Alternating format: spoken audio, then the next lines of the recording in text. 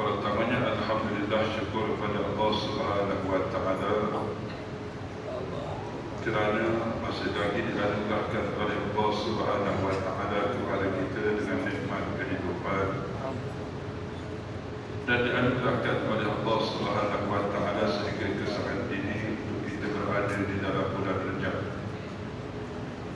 Dan mudah-mudahan kita mohon pada Allah Subhanahu wa taala, Allahumma barik lana fi Rajab wa Sya'ban wa ballighna Ramadan. Ya Allah, berkatilah kehidupan kami bila mana melalui bulan Rajab dan juga bulan Sya'ban. Dan kami mohon padamu ya Allah agar dipanjangkan umur kami, disampaikan masa untuk kami bertemu dengan bulan Ramadan.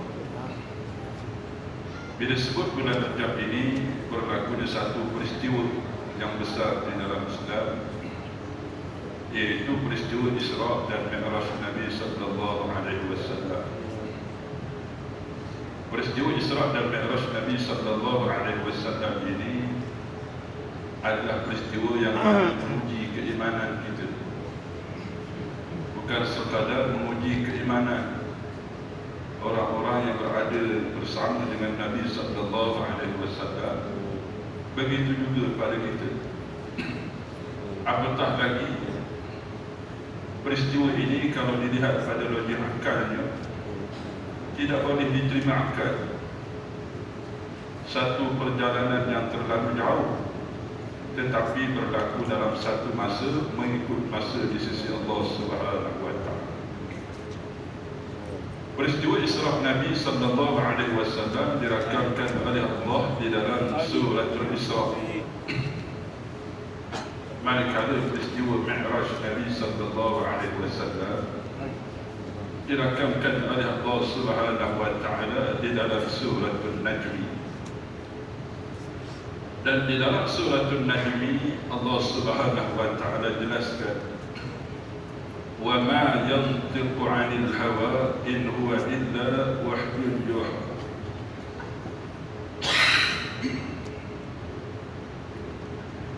Dan Nabi tidak berbicara ataupun berkata-kata melalui hawa nafsunya.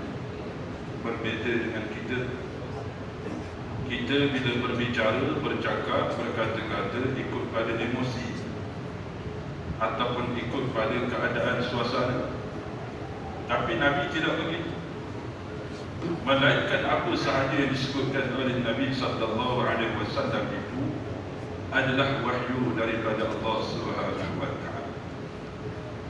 Maknanya berkait dengan perjalanan Nabi sallallahu alaihi wasallam di dalam peristiwa Isra dan Mi'raj ini, Nabi ceritakan.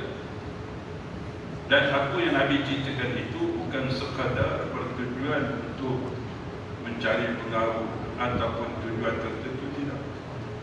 Melainkan untuk menguji keimanan manusia, termasuklah pada kita. Dan kemuncak daripada peristiwa Isra dan Mi'raj Nabi sallallahu alaihi wasallam ini yang kita sedia maklum, dianugerahkan oleh Allah Subhanahu wa taala kepada Nabi sallallahu alaihi wasallam dengan kefarduan salat. Sebab itu bulan Rajab ini dinamakan juga dengan bulan salat. Bila sebut berkaitan dengan ibadat salat ini, perlu kita bagi perhatian, kerana salat ini adalah amal yang pertama sekali yang akan dinilai oleh Allah pada saya dan kita semua. Awwalul amal yuhasabu bihil abdu yawmal qiyamah as-salat. Amalan pertama sekali yang akan ditanya oleh Allah Subhanahu wa taala kepada setiap hamba dia, sama ada lelaki ataupun perempuan. Tidak ditujukan kepada mana-mana jawatan ataupun mana-mana orang, tapi nama sahaja dia sebagai hamba Allah. Daripada segi amal dia, kerja dia, yang akan ditanya oleh Allah ialah ibadat salat dia. Fa'in salahat salahat sadiru amali.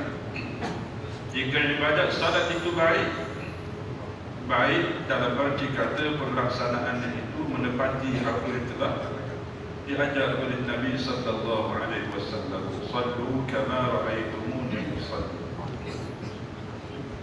Mana ada syarat kesempurnaan daripada segi pelaksanaan salat tersebut. Bila mana salat itu sempurna, maka perjalanan ibadah ataupun amal yang lain juga dipermudahkan oleh Allah Subhanahu wa taala. Wa in fasadat fasada sadiru amal. Begitulah sebalik, jika ibadat salat itu basah, maka perhitungan amal yang lain juga akan menjadi kesukaran ketika mana bertemu dengan Allah Subhanahu wa taala di akhirat. Sebab itu sidang jemaah tetamu Allah Subhanahu wa taala, salat ini perlu kita ambil perhatian, bagi perhatian yang sebenar, supaya salat kita ini dikira oleh Allah sebagai amal soleh. Amal soleh ini maknanya kerja yang baik, dan kita harapkan natijahnya nikmat syurga Allah Subhanahu wa taala. Sebab kita khawatir jika ibadat solat kita ini tidak dikira oleh Allah sebagai amal soleh. Di antara sebabnya dilaksanakan tanpa ada. Di antaranya 8 tahun rasanya bila nak bertemu dengan bulan Ramadan, di antara beberapa perkara yang saya kongsikan tentang ibadat salat ini, masih berlaku kekeliruan fahamnya dalam pelaksanaan salat tersebut, khususnya pada rukun. Pada rukun, walaupun tiap-tiap hari kita buat. Jadi kena bedakan di antara yang mana rukun, yang mana syarat, yang mana sunat, sama ada sunat ab'ad ataupun sunat hayat pada salat tersebut. Yang kita nak sentuhnya ialah berkait dengan rukun. Rukun salat ini dalam mazhab Syafi'i ada 13 rukun. Sama ada pada salat fardu ataupun salat sunat, itulah rukun. Cuma pada berdiri itu pada salat sunat ada perbezaan. Kalau pada salat fardu dilihat mesti daripada atas, kena berdiri dulu. Tidak ada masyaqqah, tidak ada kesukaran, mesti berdiri. Salat secara berdiri, termasuklah salat Jumaat, ini salat fardu, kena berdiri. Kalau kata tidak ada kemampuan berdiri, memang tak boleh nak berdiri. Kalau berdiri lama pening, tumbang pula, baru boleh pilih yang kedua, yang ini salat secara duduk. Kalau kata duduk pun tak mampu, baru boleh pilih pada yang berikutnya, salat mengiring, berbaring ataupun yang selebihnya, termasuklah guna isyarat mata. Kalau kata isyarat mata pun tak mampu, waktu itu barulah orang lain tolong salat untuk kita. Itu pun tak ada rokok dan sujud dah, 4 kali takbir saja. Salat ni dia tak ada kompromi. Dalam apa-apa keadaan sekalipun wajib kita salat. Sakit teruk macam mana pun wajib salat, kecuali kalau dah koma. Dia belum kitik lagi. Kalau kitik baru orang takbir tu dia. Koma tu tak ada salat. Nak salat macam mana koma. Tapi kalau masih boleh celik mata, nampak lagi, terbaring, tak boleh bergerak dah anggota lain, mata boleh lagi melihat, kalau orang sebut boleh lagi bagi respon ataupun bagi tindak balas, maka tetap wajib solat, tidak gugur solat terus. Begitu juga sibuk macam mana pun dengan urusan dunia kita, bekerja kita, tetap kena solat. Tidak ada ruang untuk meninggalkan solat. Jadi beza pada solat sunat tadi, sekalipun kita mampu berdiri, boleh kita solat. Cuma berbeza daripada ganjaran nisbah pahala tersebut. Kadang-kadang ada orang di waktu solat sunat dia solat duduk, bila solat fardu dia solat berdiri. Maknanya ada ilmu lagi. Cuma janganlah sampai kita memudahkan nikmat kesihatan yang Allah Ta'ala bagi pada kita, gunakan dengan sebaik-baik. Selagi mampu berdiri, usahakan untuk laksanakan sekalipun pada solat sunat dengan keadaan berdiri. Kalau kata penat sangat, tak apalah. Jadi nisbah pahala itu berbeza. Berbaki 12 lagi tetap sama, tidak ada beza. Maknanya daripada segi niat, daripada segi takbiratul ihram sampai pada salam. Rukun salat yang terakhir ialah tertib. Sebelum daripada tertib itu salam yang pertama. Apa yang saya nak sentuh ialah tentang dalam salat ni daripada 13 rukun tu ada 5 daripadanya dinamakan rukun qauli, rukun perkataan. Bila sebut rukun qauli ni mesti ada ucapan, ada bacaan, ada sebutan. Di antara 5 tu ialah yang banyak berlaku kesalahan dan kesilapan. Dan kesalahan tersebut, kesilapan tersebut bukan sekadar menyebabkan kurang pahala solat, tidak. Kesilapan tersebut menyebabkan apa yang kita buat itu tidak dinamakan solat. Contoh macam takbiratul ihram. Takbiratul ihram ni maknanya sebutan Allahu Akbar pada permulaan salat kita, sama ada salat fardu ataupun salat sunat. Yang kita sebut nak berdiri, bila kita dah berdiri itu permulaan salat tu Allahu Akbar, yang tu namanya takbiratul ihram. Tapi kebanyakan terkadang berlaku dia angkat tangan saja. Dia angkat tangan, mulut tak ada bunyi, tak bergerak pun mulut. Bila tak bergerak mulut, bunyi pun tak ada, suara pun tak keluar, maka tidak dinamakan salat. Sebab apa? Sebab dia rukuk. Dan mesti pelaksanaan takbiratul ihram itu, sebutan Allahu Akbar itu disempurnakan. Wajib disempurnakan ketika mana berdiri ataupun ganti berdiri. Berdiri itu macam mana kalau kita solat berdiri? Kalau ganti berdiri, solat dalam keadaan yang lain. Mesti sempurna waktu dulu. Sebab terkadang berlaku, contohnya dia datang kelewatan solat berjemaah. Kalau dia sendiri-sendiri tak boleh syukur. Bila dia datang kelewatan solat berjemaah, contoh imam sedang rokok. Imam sedang rokok, jadi dia nak dapat bersama dengan imam. Dia masuk dalam saf tu, Allahu Akbar, dia terus rokok. Itu tidak ada solat pagi ini. Sebab kena bedakan di antara rukun dengan takbir intiqal. Sebab syarat takbiratul ihram tadi mesti sempurna ketika mana berdiri ataupun ganti berdiri. Kalau dia masuk tu dalam keadaan salat berdiri, wajib sempurna dulu. Allahu Akbar, lepas tu baru turun rokok. Allah. Tapi kadang dia kira 2 and 1 terus sekali. Dia masuk tu Allah, turun rokok. Dia mesti wajib sempurna berdiri dulu, baru masih berdiri. Bila nak turun rokok ataupun perbuatan imam, kalau dia ikut imam pada perbuatan yang lain, tak sebut nak turun tu Allah Akbar, tak sebut, tak apa. Kalau sebut dapat yang sunat. Itu di antara tempat yang banyak berlaku kesalahan dan kesilapan. Dia tak boleh nak bedakan yang mana rukun. Angkat tangan tu sunat, tak angkat tangan pun tak apa. Cuma dalam mazhab Syafi'i ni, angkat tangan ni ada 4 tempat. Satunya ketika mana takbiratul ihram, Allahu Akbar, satu. Yang kedua ketika mana nak turun rokok, Allahu Akbar, turun rokok, angkat tangan. Yang ketiga ketika mana i'tidal, bangun daripada rokok, sami'allahu liman hamidah. Yang ketiga. Yang keempat setelah mana bangkit daripada tahiyat awal. Maknanya salat maghrib, salat isyak, zuhur, asar, yang tu ada tahiyat awal.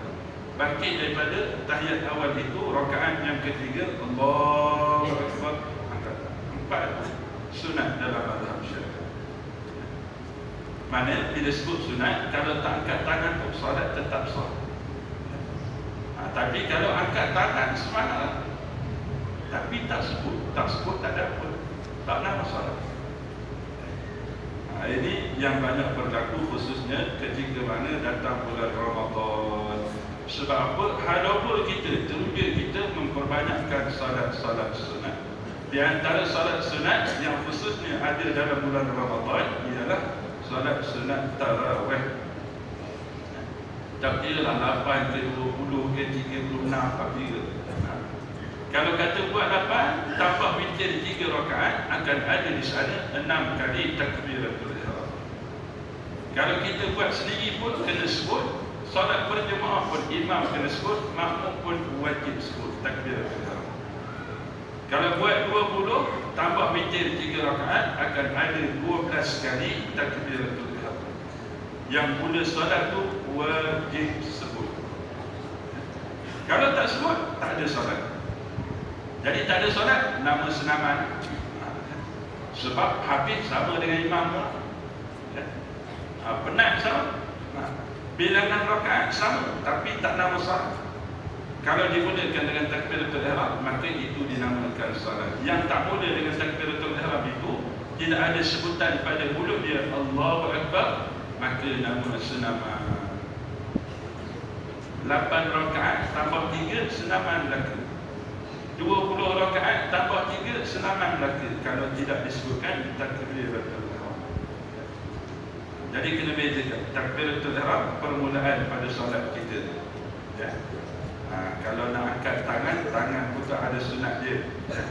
Had dia sama ada begini ataupun begini. Ya. Yang keduanya ialah pada salam. Dia awal dan hujung. Salam sama juga. Bila imam bagi salam, Assalamualaikum warahmatullahi, Assalamualaikum warahmatullahi. Kadang tu makmum yang tidak ada ilmu, dia tengok saja, tengok kanan, tengok kiri. Tengok kanan, tengok kiri, tidak disebut lafaz salam, maka senaman lihi. Tak ada solat. Itu di antaranya yang mudah-mudahan dapat kita pertingkatkan kualiti ibadat salat kita bersempena dengan bulan dianugerahkan oleh Allah dengan kebaruan salat ini. Jadi sebelum kita tangguhkan, ada beberapa iklan daripada pihak pentadbiran dan urusan masjid. Yang pertama, kelas taranum berjalan seperti biasa, khususnya bagi kanak-kanak. Ya. Dalam masa yang terdekat ni, pada hari Ahad 4 hari bulan 2, 10 pagi sehingga 11 pagi. Yang kedua, diteruskan lagi kelas selawat, marhaban dan bertaji 5 hari bulan 2, hari Isnin. Yang ini dibuat pada malam hari 9 hingga 10.30 malam. Yang ketiga, kelas pengajian Iqra dan tajwid dewasa setiap hari Isnin dan Selasa pada pukul 9 pagi. Ya. Isnin cuti. Isnin cuti ya. Baru pasal hari Selasa. Maknanya minggu depan ni tuan-tuan, untuk kelas Iqra tu hari Isnin cuti ya, hari Selasa saja. Sebelum ni setiap Isnin dan Selasa. Untuk minggu depan 5 hari bulan cuti. Yang keempat, kelas pengajian tajwid pemuda 7 hari bulan 2, hari Rabu. Dan yang kelima, kelas Iqra kanak-kanak setiap hari Isnin dan Rabu 7.45 malam, maknanya selepas solat maghrib. Jadi pelaksanaan kelas Iqra kanak-kanak ni dibuat di bilik kamar nikah. Dan yang keenam, kursus haji diteruskan lagi untuk siri yang keenam. Kursus haji ini percuma, diadu-adukan datang, khususnya kepada mereka yang telah mendapat jemputan untuk menunaikan ibadat haji pada tahun ini. Jadi setiap hari Ahad kita ada 10 siri saja. Ini siri yang ke-6. Dan yang ke-7 yang terakhir, maklumat cas tanah perkuburan Islam. Tanah perkuburan Islam di bawah pentadbiran MPAJ. Untuk kategori dewasa, kadar semasa sebelum ni lah 200. Kadar yang terbaru mati lepas ni 350. Tambah 150 lagi. Untuk kanak-kanak ataupun bayi sebelum ni 100. Selepas ni tambah lagi 50. Jadi 150. Untuk bukan warga negara sebelum ni 400. Selepas daripada ini 1,700. Itu pada tanah perkuburan yang terbaru. Sekian dimaklumkan. Assalamualaikum warahmatullahi wabarakatuh.